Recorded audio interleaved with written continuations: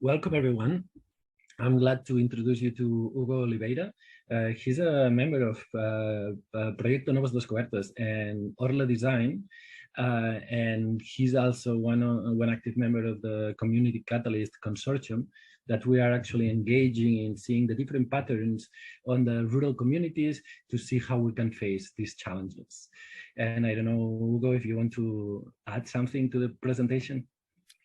Yeah, it has been so this is the second project we're running in this consortium, and the first one was more dealing with the biosphere and the situation in each of these peripheric regions in Europe and rural areas. And looking at these challenges, one question that was coming on and on for several times was okay, how do you run a livelihood out of the solutions that you want to see for these problems?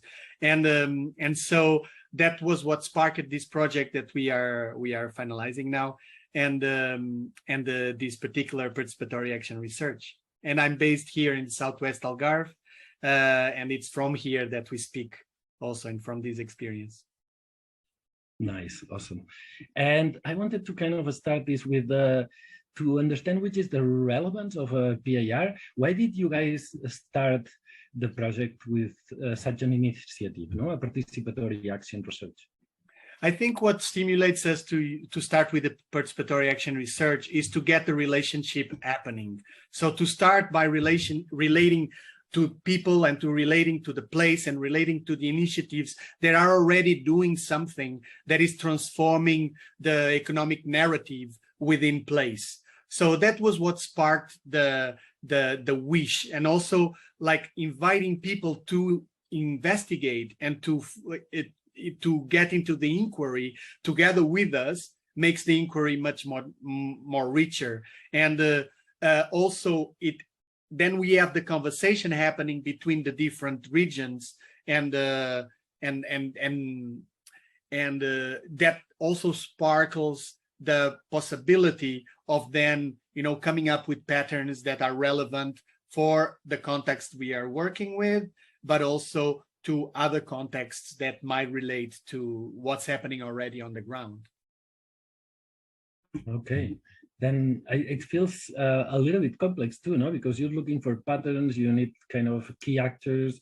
There's a lot of things going on to be able to grasp the information that you're looking for. Then how did you design the participatory action research?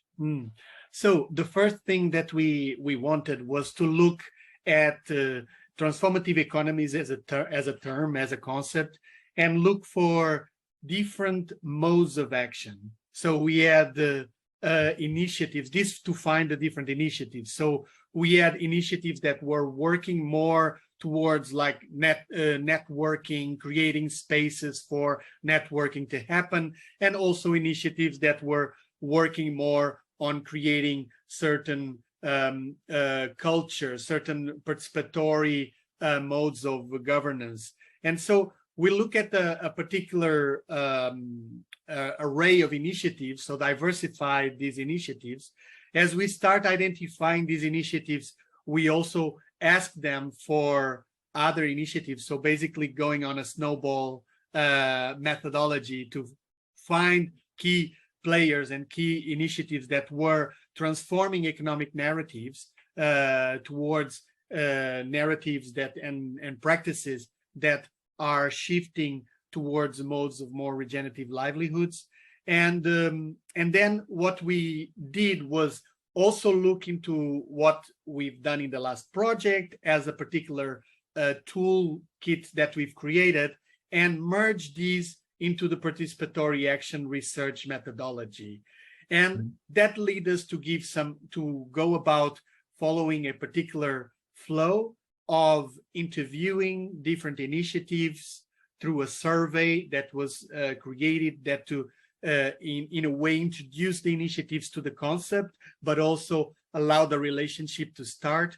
Then we had an in-depth interview with each one of these initiatives with a canvas that gave us the opportunity also to, give back to the initiative, to, in a way, start looking at, so what is the synthesis of the action in terms of what is the initiative trying to change in terms of this mode of economic venture, like what is it changing and what is their drive into doing that? And together with that, what is the impact in place that they are aiming for? Once we did that, we opened it up to more, to a wider community. So we did like a community event where we invited different people from the region, in the different regions, and we invite them to go about experiencing different stations, where in each station there was an invitation for engagement and to contribute also with information. So there was this, a little bit like an exhibition, but also an interactive exhibition where people could, also participate in that manner and come out in the end of this community event with a sense of actionable steps that, like that the whoever is participating and whoever is voicing place, that they could also feel ownership of those steps and feel that they could also bring it out into the community. So that was the aim of it, coming out with this community event and being able to, by building on the relationship with different initiatives and them with themselves, being able to instigate change and stimulate dialogue into this transforming mode of looking for alternatives, because also it's such a new term, it's such a new concept that like it's happening faster on the ground than people are theorizing it. So it's so it was a beautiful dance to notice. And within it, also because different regions had different characteristics, there was also different modes that this community event took. So some were this kind of exhibition where people were involved. Some were like broader community meetings where these patterns were dwelled and where everyone was present at one moment. There was also examples, for instance, in Hungary, that they were doing an event at the national level. So it made sense for them to do it online. So different regions adapted, but basically the ethos was this of, okay, how to strengthen relationship and collectively learn what is happening on the field and on rural contexts in terms of innovations towards shifting economic narratives and practices, of course. That sounds really interesting. I mean, I understand that probably there was a lot of momentum created and like a lot of initiatives that probably feel quite alone in rural areas doing something different and alternative, put them together, seeing each other, feeling like a community for a common purpose, no?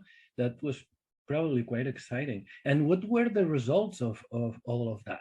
Mm-hmm. Yeah, so about what comes out of this is a sense of that, because it's such an initial movement.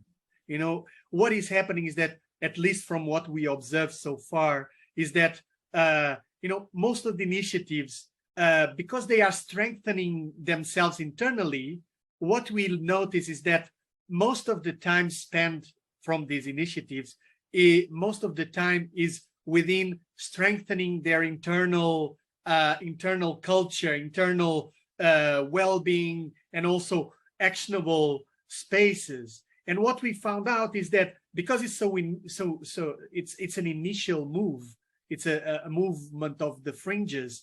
What is I wouldn't say lacking, but what is weaker in a way is that these like more networked systemic interactions between these different initiatives. In a general term, this is like what we could find. But also another thing that was interesting for us to see in the different regions was also the need for having like a convergence of a learning community where these grassroots movements can share amongst themselves, amongst like similarities in terms of context on a peer-to-peer basis. So that's a little bit what we are aiming to bring into the next stages of the project, into creating platforms where people can meet, create tools and practices that people can own and that can be agile, so that the expertise itself comes from place, not from some theoretical background of abstraction, in a way that can make sense of what's happening on the ground. But what we felt is that people need these shareable and interconnectedness between the different movements. That's cool. It's like very phenomenological and very rooted, no? It's like trans-rural connections among different regions. It's a completely different type of development model, no? That's really cool. And I don't know if you have any last remarks for the people to be able to understand these a little bit better, or... Yeah, for us, like it's curiosity at this stage, because then that PAR brought us to creating certain toolkits, certain, you know, like curriculums for developing this. So I'm very curious to see, now that we are launching this project out, the results of the project. I'm very curious to see the engagement, you know, and also the response from the ground, from, you know, in our case here in the southwest of Algarve, to see how people will respond to this, but also very curious to see how La Garrocha responds to it, you know, how Sicily responds, and Hungary, you know, like how we at least get a feedback from the effort that we've been putting on this work, and also to see how these then develop in further iterations. Then thank you so much, Hugo. I think that this is really needed, and I'm sure that it's going to be quite dynamizing for a lot of people. Thank you so much. Thank you, Oscar. And if anyone wants to see the results of the PAR, please look down. There's a link here. You can click and see the results by yourself. Perfect. Awesome.